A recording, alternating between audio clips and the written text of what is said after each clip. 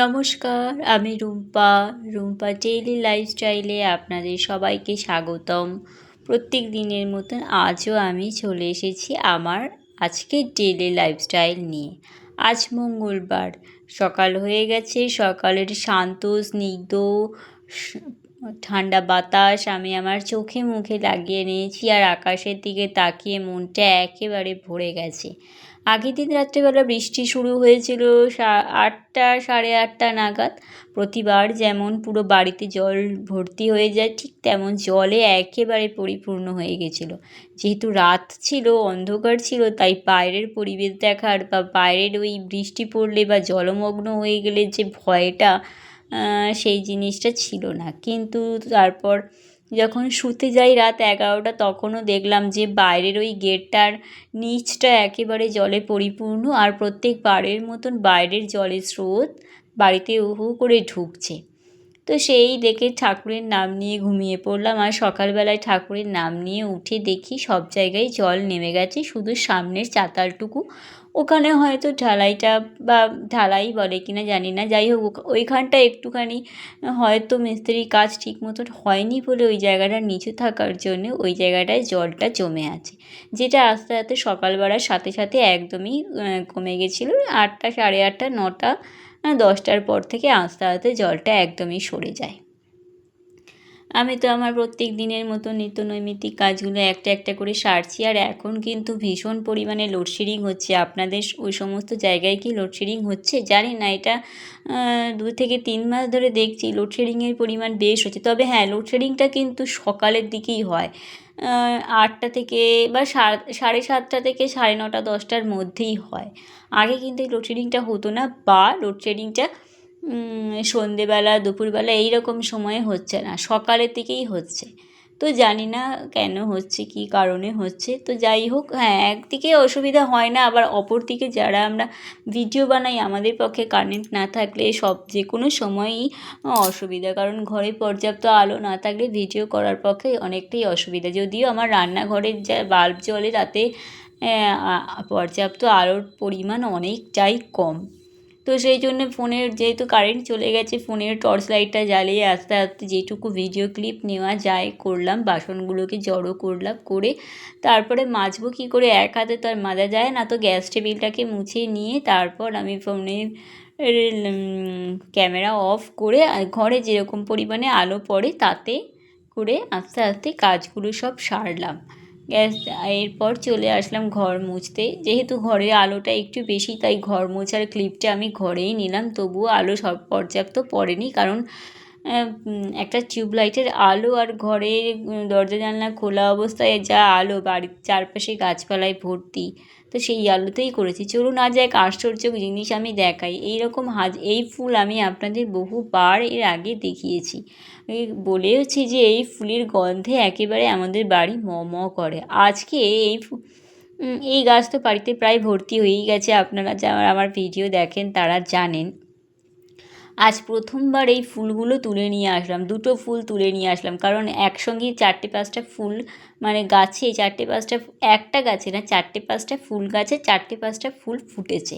তো 2টো ফুল তুলে আনলাম, আপনাদের একদম কাছ থেকে দেখাবো, নিজে একেবারে স্পর্শ করে। এই যে খয়েরি খয়েরি হয়ে গেছে দেখছেন, এগুলো কিন্তু পচে গেছে বৃষ্টির জল পড়ে, তাই খুব একটা বড় আর হলো না, কিন্তু ফুলগুলো এর থেকেও বড় হয়। এগুলোকে বলে হাজারো বেলি বা সহস্র বেলি।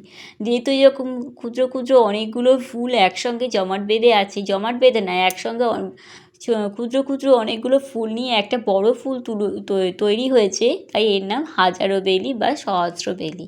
বেল ফুলের মতন দেখতে, অপূর্ব সুন্দর দেখতে, আর মারাত্মক সুন্দরের গন্ধ। আমার ভীষণ ফেভারিট এই ফুল, যদিও আমি আগে জানতাম না। আমাদের মানে শ্বশুরবাড়িতে এসেই প্রথম এই ফুল গাছ দেখলাম, আর আমার ভীষণ প্রিয় ফুল, যেটা আমি এখনও আমার ঘরে ড্রেসিং টেবিলের পাশে রেখে দিয়েছি। আর বারবার কাজ করতে করতে একবার করে 10 মিনিট 15 মিনিট অন্তর অন্তর ওর দিকে তাকিয়ে তাকিয়ে দেখছি। আমি চলে এসেছি প্রত্যেক দিনকার মতন মা লক্ষ্মীর নাম নিয়ে আমার সকালের প্রথম রান্না মানে ভাত বসিয়ে দিই। ভাত একটা ফুট দিয়ে আমি নামিয়ে রেখে দিয়ে আস্তে আস্তে সব রান্নাগুলো করি। আর কোনো দিন যখন রান্না করতে করতে 12:30 বেজে যায় একেবারেই ভাত রান্না করে নিই। আর না হলে যখন দেখি রান্না রান্না শেষ করেছি তখন 11টা 11:30, তখন আর ভাতটা ফুট দিই না। যখন কর্তামশাই স্নান করতে যান তখন ফুটটা দিই। তো আজকে একেবারেই দিয়ে দিয়েছি, কারণ রান্না করতেই গেছি 11:15 আর রান্নাঘর থেকে বেরিয়েছি তখন 1:45 বা 12:48 হবে। সেই জন্যই একেবারেই ভাতটা করে নিয়েছি। আর ইচ্ছা করে না 12টা 12:30 অবধি রান্না করে পরে আবার ওই গরমের মধ্যে গিয়ে ভাত করতে, তাই একেবারেই করে নিয়েছি। যদিও এটা প্রত্যেক দিন করি না, কারণ গরম গরম খেতে আমার কর্তামশাই ভালোবাসেন, তার থেকে আমারও এই অভ্যেস হয়ে গেছে। আজকে রান্না যেহেতু মঙ্গলবার, তাই নিরামিষ উচ্ছে কুমড়ো ভাজা করেছি, বেশ সুন্দর খেতে হয়েছে। বেগুন দিয়ে লাল শাক করেছি, সেটাও বেশ মানানসই স্বাদ হয়েছে। আর করেছি বড়ি দিয়ে আলু পেঁপের ঝোল। একটা পেঁপে এনে রেখেছিল, সেই পেঁপেটাতে কিছুটা অংশ রান্না করা হয়ে গেল, আর কিছুটা অংশ রেখেছি আগামীকালের জন্যে করব। এখনকার সমস্ত সবজিগুলোতে প্রচণ্ড পরিমাণে জল, শাক তো একদমই রাখা যায় না, খুব তাড়াতাড়ি নষ্ট হয়ে যায়। ঢ্যাঁড়সও তাই দেখি যে বোটার দিকগুলোতে পচে আসে। বেগুন, সমস্ত সবজি বেশি দিন রাখা যায় না। এমনিও দুটো মানুষের সবজি খুব একটা বেশি আনাও হয় না, তাতেও যদি নষ্ট হয়ে যায়, আর সবজি নষ্ট হলে ভীষণই গায়ে লাগে, তাই না বলুন? আমরা নিজে হাতে কিনি না, কিন্তু আমরা ভীষণ খুঁটিনাটি জিনিসগুলো যত্ন করে রাখতে ভালোবাসি। আর এই সাইডে বসিয়ে দিয়েছি ভাত, আর লাস্ট আইটেমটা করছি আলু পটলের ঝোল। মোটামুটি সব রান্নাই কথা বলতে বলতে শেষ হয়ে গেল। আর যখন গ্যাসে ওভেনে রান্নাগুলো বসাই একেবারে ঝরঝর করে ঘেমে যাই। এই যে আমার রেসিপি একদম রেডি, এবার শুধু খেতে বসার পালা। উচ্ছে কুমড়ো ভাজা লাল বাটিতে, স্টিলের বাটিতে রয়েছে লাল শাক বেগুন দিয়ে, আর এই হচ্ছে আলু পটলের ঝোল। মোটামুটি শাক আর উচ্ছেটা সকালবেলাতেই খাওয়া শেষ হয়ে গেছে। আর পটলটা কিছুটা, বারবার আমি পটলই বলে যাচ্ছি, নামটাও ভুলে যাচ্ছি কী বলে। দেখুন, আলু পেঁপে, আসলে পেঁপে খেতে একদম ভালোবাসি না, যদিও পটল খেতে যে আমি ভালোবাসি তাও না, কিন্তু বারবার পেঁপের জায়গায় পটল চলে আসছে। আলু পেঁপের ঝোল কিছুটা রেখে দিয়েছি, সেটা রাতের জন্যে হয়ে যাবে, রাত্রে রুটি দিয়ে খাওয়া হয়ে যাবে। আর কর্তামশাই তো খাবেন খই চিড়ে, তো সেই হিসেবে মোটামুটি হয়ে যায়। আর এমন করে রেখেছি যাতে যে পরের দিন না থাকে, ইচ্ছা করে না আজকে রান্না পরের দিন খেতে, কিন্তু আমাদের ঠিক তাই খেতে হয়, কিছু না কিছু তরকারি থেকেই যায় যেটা পরের দিনকেই খেতে হয়। তো এই হলো আজকের আমার দুপুরের মেনু, একদম রান্না করে একদম আপনাদের সঙ্গে আর এই যে ভাত রয়েছে সঙ্গে একেবারে ক্যাপচার করে নিয়ে আমি আমার ফোনের স্ট্যান্ড একেবারে জায়গায় গুছিয়ে গাছিয়ে রেখে দিই। নিজের জন্য একটুও তো সময় বার করা হয়ই না। বেশ কিছুদিন ধরে দেখতে পায়ে হাতে নেল পলিশ একদমই নেই। তো রোজই ভাবি পড়ার সময় পেলেও মনে থাকে না, আর মনে যখন পড়ে তখন হাতে সময় থাকে না। এই জিনিসটা আমার সঙ্গে ভীষণ হয়। যখন কোনো কথা কাউকে বলবো ভাবি, যেই সময় ফোনটা কাটি ঠিক সেই সময় মনে পড়ে যে যাক, কথাটা তো বলা হলো না। এইবারে যখন মানে ফোনটা করি তখন কিন্তু একবারের জন্য যেই কথাটা বলবো মনে করেছিলাম সেটা কিন্তু আর বললাম না, ফোনটা কাটার পরে আবার সেই কথাটা বলার জন্যে ফোন করি।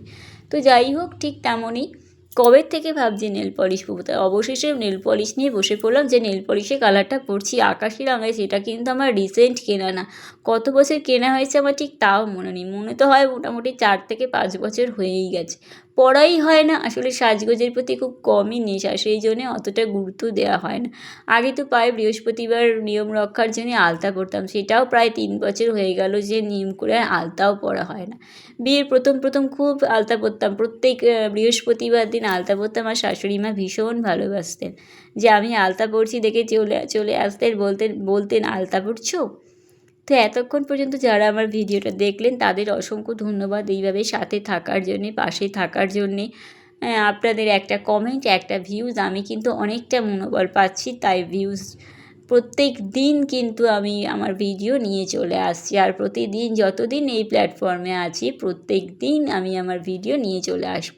আজ দুপুরে আমি একাই খেলাম, কারণ কর্তামশাই তার একটু কাজের জন্য 1:10-15 বেরোলো, আর বাড়ি আসতে আসতে তার 4টে বেজে গেছে। আমি 2:30 অবধি অপেক্ষা করে না আর থাকতে পেরে প্রায় 2:35-এ খেতে বসে পড়লাম। আর বুঝে উঠতে পারছিলাম না যে আগে কোনটা দিয়ে খাবো, উচ্ছে কুমড়ো না শাক। মা বলতেন শাক আগে খাও, উচ্ছে আগে খাও। এখানে আমি শাক আর উচ্ছে দুটোই নিয়েছি, কোনটা আগে খাবো সেটাই বুঝে উঠতে পারছিলাম না। তো যাই হোক, আগে উচ্ছে দিয়েই খেলাম। আর বাইরের পরিবেশ দেখুন, যখন রোদ ওঠে চমৎকার বাইরের পরিবেশ থাকে, একেবারে যেন মনে হয় আমি শরৎকালে চলে এসেছি। তো আমি আমার ভিডিও এবার এখানেই সমাপ্ত করলাম। এতক্ষণ পর্যন্ত যারা ছিলেন তাদের অসংখ্য ধন্যবাদ। সবাই ভালো থাকবেন আর সুস্থ থাকবেন।